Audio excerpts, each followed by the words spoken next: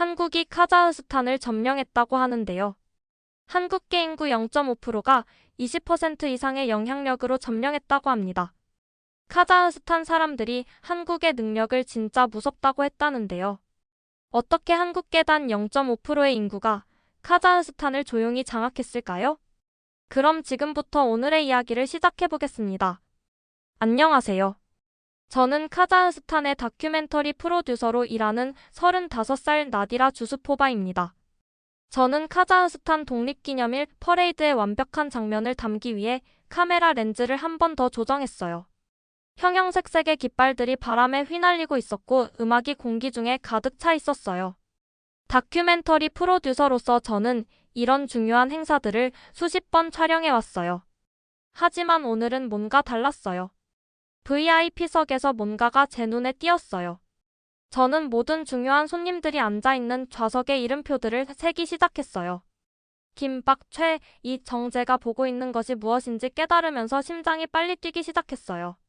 세리크 저는 너무 흥분한 것처럼 들리지 않으려고 노력하면서 카메라맨에게 속삭였어요. 저 이름표들을 봐요. 한국 이름이 몇 개나 보이는지 세어보세요. 세리크는 뷰파인더를 통해 눈을 찡그리며 조용히 세기 시작했어요. 하나, 둘, 셋 숫자를 셀 때마다 그의 목소리가 더 조용해졌어요. 마침내 그는 눈을 크게 뜨고 저를 바라봤어요. 24명 중 15명이에요. 정말 놀라워요, 나디라. 저는 마치 중요한 단서를 찾은 탐정 같은 기분이었어요. 이것은 우연의 일치일 수 없었어요. 왜 이렇게 많은 한국 전문가들이 우리나라 국경일 행사의 가장 중요한 자리에 앉아 있는 거죠? VIP석 맨 왼쪽에서 저는 짧은 금발머리의 미국 여성을 발견했어요. 그녀의 이름표에는 샬롬 밀러 해양포럼 의장이라고 적혀 있었어요. 그녀는 옆 사람과 큰 소리로 이야기하고 있었고 그녀의 목소리가 군중 소음 위로 들려왔어요. 카자흐스탄은 진지한 해양 전문가들을 가지고 있을 거라고. 기대할 만한 나라가 아니에요 라고 그녀가 무시하는 듯한 웃음과 함께 말했어요. 내 말은 그들은 내륙국이잖아요. 분노로 제 얼굴이 뜨거워졌어요. 감히 우리나라를 그런 식으로 이야기하다니요? 하지만 저는 그런 감정들을 한쪽으로 밀어두었어요. 저에게는 답해야 할 더 큰 질문들이 있었거든요. 퍼레이드 휴식 시간 동안 저는 휴대폰을 꺼내 대학 친구 아이굴에게 전화를 걸었어요. 그녀는 지금 대통령 고문으로 일하고 있어서 중요한 정부 업무에 대해 알고 있어요. 아이굴 이상한 걸 물어봐야겠어요 라고 저는 아무도 제 말을 들을 수 없도록 군중에서 떨어져 나가면서 말했어요. 우리나라 주요 프로젝트들이 한국 전문가들 없이는 진행될 수 없다는 게 사실인가요? 전화기 저편에서 긴 침묵이 흘렀어요. 그녀의 숨소리를 들을 수 있었어요. 드디어 눈치채기 시작했구나, 그렇지? 라고 그녀가 너무 조용한 목소리로 말해서 저는 전화기를 귀에 더 가까이 대야 했어요. 그들 없이는 어떤 중요한 프로그램도 운영하는 것이 불가능해지고 있어요. 하지만 나디라 지금은 이 대화를 우리 사이에만 두어야 해요. 약속해줘요. 제 머릿속에서 저널리스트 본능이 화재 경보기처럼 울리기 시작했어요. 분명히 여기에 큰 이야기가 숨어 있었고 저는 그것을 밝혀낼 사람이 될 거예요. 사무실로 돌아와서 저는 가만히 앉아 있을 수가 없었어요. 노트북을 열고 답을 찾기 시작하면서 손이 떨리고 있었어요. 제가 발견한 것은 정말 놀라웠어요. 저는 정부 웹사이트들과 기업 디렉토리 그리고 대학 페이지들을 찾아봤어요. 그리고 나서 목록을 만들기 시작했어요. 한국 이름들이 곳곳에 있는 긴 목록들 말이에요. 밤늦게까지 작업하느라 커피도 차가워졌지만 멈출 수가 없었어요. 숫자들이 정말 믿기 어려웠거든요. 고려 사람들 즉 중앙아시아에 살고 있는 한국계 민족들은 우리나라 전체 인구의 단 0.5%에 불과해요. 정말 작은 비율이에요. 하지만 제가 발견한 것을 보세요. 우리나라 대기업 사장들 중 22%가 한국계예요. 정부 고위 관료들 중 20%가 한국계예요. 국립대학교 총장들 중 28%가 한국계예요. 그리고 가장 충격적인 부분은 우리나라 경제와 재정에 대한 그들의 기여도가 18%라는 거예요. 이것은 그들의 인구 비율보다 36배나 큰 수치예요. 저는 컴퓨터 화면을 바라보며 그 숫자들을 계속해서 읽고 또 읽었어요. 이것이 진짜일 수 있을까요? 저는 휴대폰을 들고 국가통계청을 운영하는 다니아르 백테미소프에게 전화를 걸었어요. 그는 숫자에 대해서는 농담하지 않는 진지한 사람이에요. 다니아르, 제가 뭔가 확인해야 할 게 있어요 라고 저는 목소리를 안정시키려고 노력하면서 말했어요. 우리나라에서 한국계의 영향력에 대한 이런 통계들이 정확한가요? 아, 당신도 그 숫자들을 찾았군요. 라고 그가 피곤한 웃음과 함께 말했어요. 네, 나디라, 모두 맞아요. 저도 3번이나 확인해 봤거든요. 이것은 세계 역사상 전례가 없는 일이에요. 다른 어떤 나라에서도 어떤 소수민족이 인구 비율에 비해 이런 수준의 영향력을 달성한 적이 없어요. 제 머리가 어지러웠어요. 저는 뭔가 특별한 것, 세계가 카자흐스탄을 보는 방식을 바꿀 수 있는 무언가를 우연히 발견한 거였어요. 저는 국제 전문가들과 이야기해야겠다고 결정했어요. 아마 그들이 모든 것이 무엇을 의미하는지 이해하는 데 도움을 줄 수 있을 거예요. 독일의 기술 전문가인 한스 밀러 박사는 제가 사실들을 말해주자 거의 전화기를 떨어뜨릴 뻔했어요. 전혀 몰랐어요 라고 그가 놀라서 말했어요. 저는 카자흐스탄 기술 분야에서 많은 한국계 후손들과 함께 일해왔지만 그들이 실제로 얼마나 많이 그 분야를 이끌고 있는지는 전혀 깨닫지 못했어요. 이것은 어떤 나라에게든, 특히 이렇게 젊은 나라에게는 정말 놀라운 일이에요. 제가 대학 인맥을 통해 찾은 중국의 사회학자 에밀리 첸 교수도 똑같이 감명받았어요.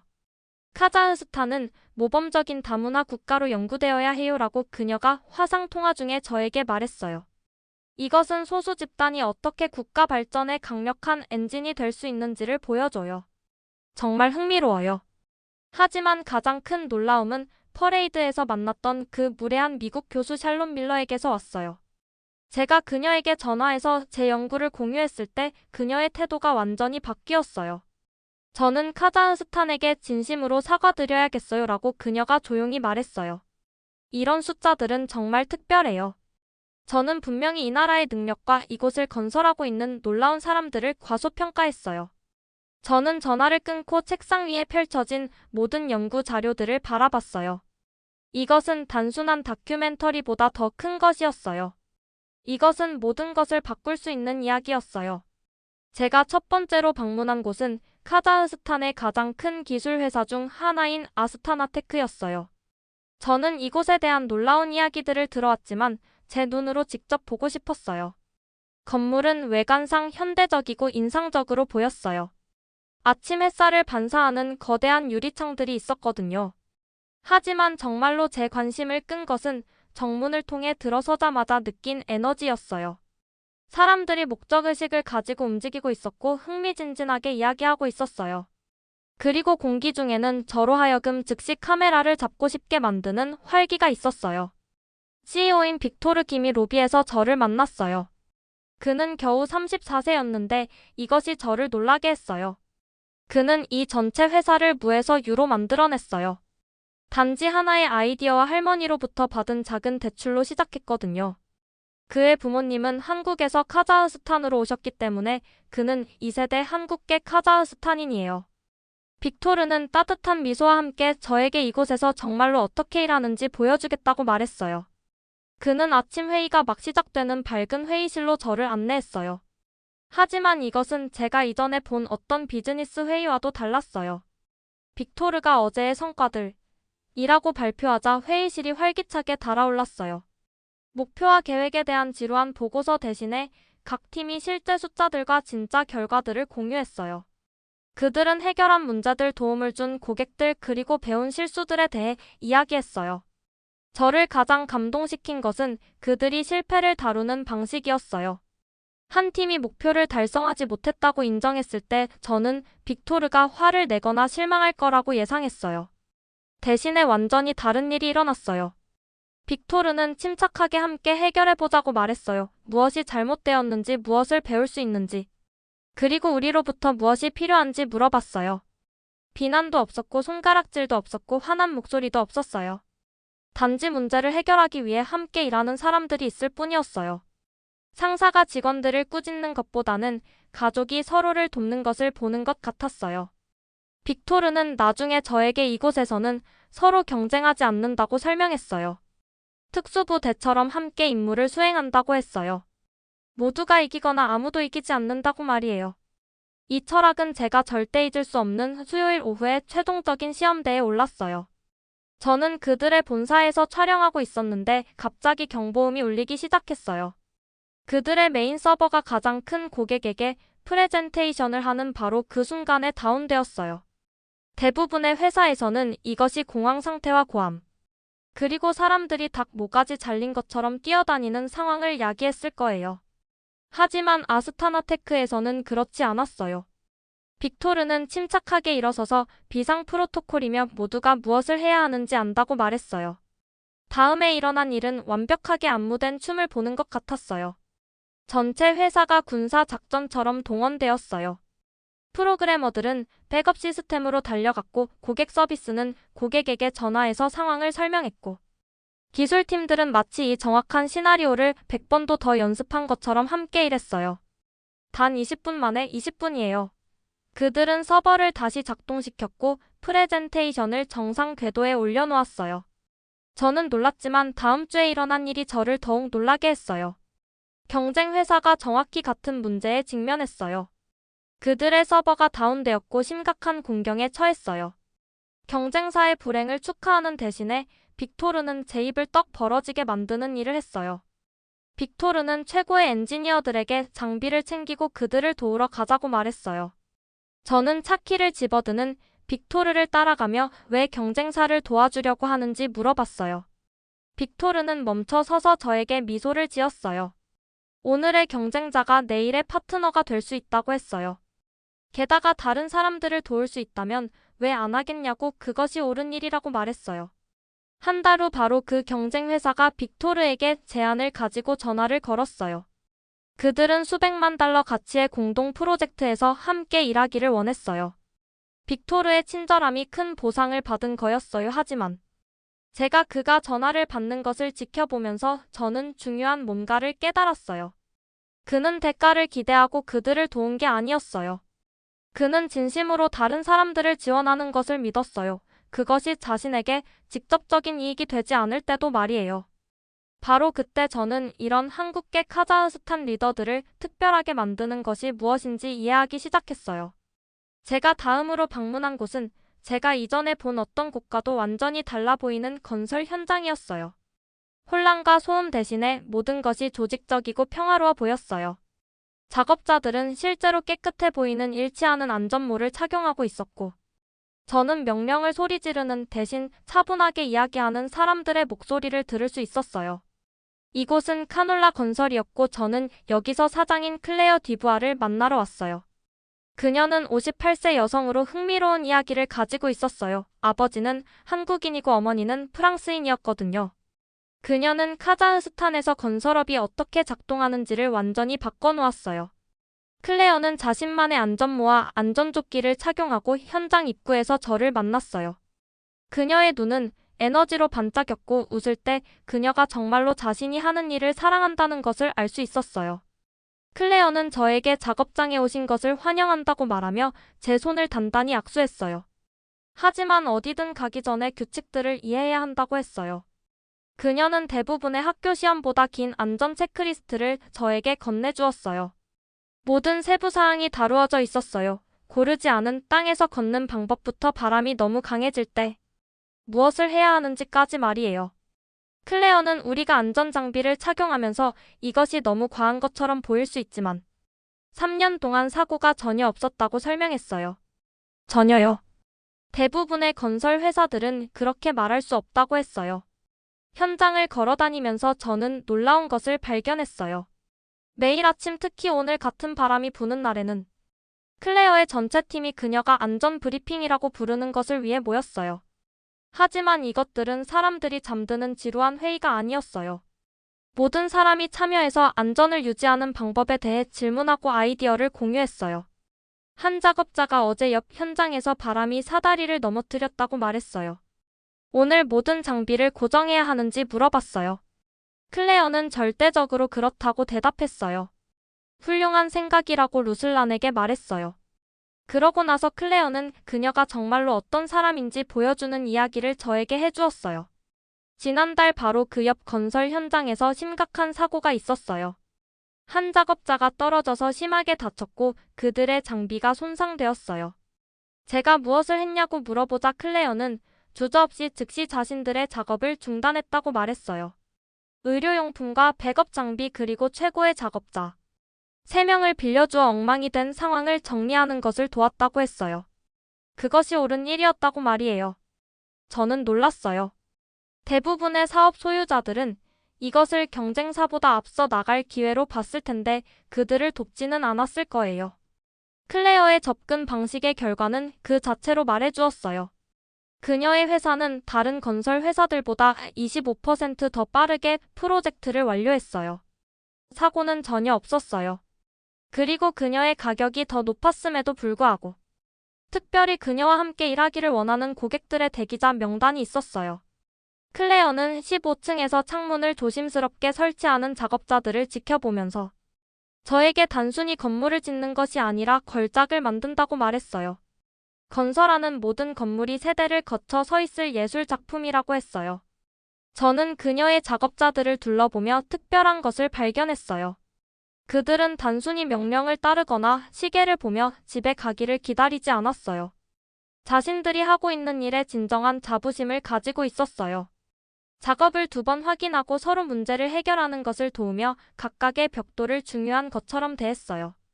제가 어떻게 그런 헌신을 불러일으키는지 클레어에게 물어보자 그녀는 작은 사무실 트레일러로 걸어가서 컴퓨터 바로 옆 책상 위에 있는 작은 한국 국기를 가리켰어요.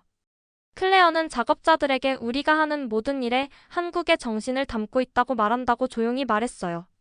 그것은 우수함과 인내 그리고 다른 사람들에 대한 존중을 의미한다고 했어요. 그런 정신으로 일할 때 손에 닿는 모든 것이 특별해진다고 말이에요. 저는 새로운 눈으로 건설 현장을 다시 바라봤어요. 이것은 단순히 집이나 사무실을 짓는 것에 관한 것이 아니었어요. 이것은 유산을 건설하는 것에 관한 것이었어요. 제가 다음으로 방문한 곳은 정부 경제기획처였고 거기서 이고르 페트로프를 만났어요. 그는 부서장으로 일하는 2세대 한국계였어요. 제가 그의 사무실에 들어가서 가장 먼저 발견한 것은 컴퓨터 바로 옆 책상 위에 놓인 작은 한국 국기였어요.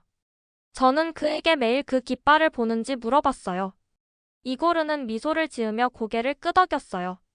매일 아침 출근할 때마다 그 깃발을 보면서 자신에게 상기시킨다고 했어요.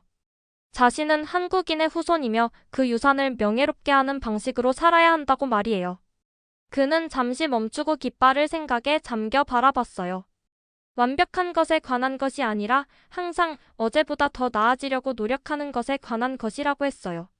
제가 다음으로 간 곳은 알마티시 병원이었고 거기서 올가 세르게에바 박사를 만났어요. 그녀는 45세였고 병원 전체를 운영하고 있었어요. 대기실이 놀랍도록 조용하고 정돈되어 있었는데 큰 도시 병원치고는 이상해 보였어요. 저는 복도를 걸으면서 그녀에게 어떻게 이곳을 이렇게 효율적으로 만들었는지 물어봤어요. 세르게에바 박사는 한국에서 2년간 수련을 받았고 돌아와서 병원이 작동하는 방식을 완전히 바꿔놓았어요. 예약 시스템과 정기적인 팀워크 회의 그리고 그녀가 가족 중심 환자 치료라고 부르는 것을 도입했어요. 그녀는 병원의 새로운 컴퓨터 시스템을 보여주면서 이전에는 환자들이 의사를 보기 위해 4시간을 기다렸다고 설명했어요. 지금은 단 20분만 기다린다고 했어요. 환자 불만이 80% 감소했다고 말이에요.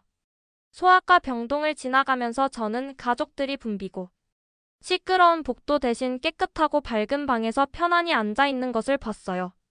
세르게에바 박사는 한국 문화가 자신에게 우수함이 방 안에서 가장 똑똑하거나 빠른 사람이 되는 것에 관한 것이 아니라고 가르쳐 주었다고 말했어요. 그것은 세부 사항에 대한 관심과 타인에 대한 존중, 그리고 중요한 것이 있을 때 절대 포기하지 않는 것에 관한 것이라고 했어요.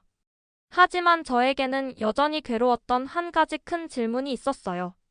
어떻게 이렇게 작은 집단의 사람들이 그렇게 성공적이 되었을까요? 저는 이 모든 것 뒤에 있는 역사를 이해해야 했어요.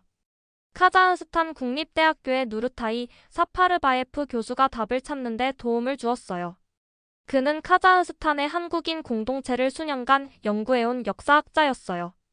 교수는 오래된 사진들과 문서들을 꺼내면서 고려 사람들이 1937년에 이곳에 도착했다고 저에게 말해주었어요. 하지만 그들은 선택에 의해 온 것이 아니었어요. 스탈린이 극동 지역에서 이곳으로 강제 이주시켰거든요. 그들은 차별과 굶주림, 질병, 그리고 믿을 수 없는 고난에 직면했어요. 저는 소지품을 모두 작은 보따리에 싸서 가진 가족들의 흑백 사진들을 봤어요. 그들은 무서워했지만 결연해 보였어요. 사파르바예프 교수는 살아남기 위해 그들이 특별한 협력과 상호 지원 시스템을 발전시켰다고 계속 설명했어요. 한 가족이 음식이 없으면 모든 사람이 가진 것을 나누어 주었어요. 누군가 집을 짓는데 도움이 필요하면 전체 공동체가 함께 모였어요. 서로의 성공을 도움으로써 모든 사람이 번영할 수 있다는 것을 배웠어요. 교수는 의자에 기대며 미소를 지었어요. 오늘날 우리가 보는 것은 단순한 사업적 성공이 아니라고 했어요. 그것은 생존 전략이 삶의 방식이 된 것의 열매라고 했어요. 그들이 어려운 땅에 희망의 씨앗을 심었고 지금 우리 모두가 그 이익을 거두고 있다고 말이에요. 제가 조사를 마치면서 저는 단순한 사업 통계보다 훨씬 더 큰 무언가를 발견했다는 것을 깨달았어요. 한국 소수민족의 성공은 단순히 열심히 일하거나 똑똑한 것에 관한 것이 아니었어요. 그것은 가치관과 공동체 정신 그리고 다른 사람들의 성공을 돕는다는 흔들리지 않는 믿음에 관한 것이었어요. 스튜디오로 돌아와서 저는 다큐멘터리에 대한 마지막 생각을 녹화하기 위해 카메라 앞에 앉았어요. 저는 렌즈를 직접 바라보며 진심에서 우러나오는 말을 했어요. 수학적으로 인구의 0.5%가 20%의 영향력을 가진다는 것은 불가능해야 해요. 하지만 그들은 모든 사람이 기대하는 것보다 2배 더 열심히 일하고 상황이 어려워질 때 절대 포기하지 않으며 항상 가족처럼 서로를 지지함으로써 그것을 해냈어요. 그 정신, 그것이 한국인 성격의 진정한 핵심이에요. 저는 이 몇 주간의 촬영 동안 배운 모든 것을 생각하며 잠시 멈췄어요. 조국은 단순히 지도에서 찾을 수 있는 장소가 아니라고 계속 말했어요. 그것은 마음속의 가치관 속에 다른 사람들을 대하는 방식 속에 살아있어요.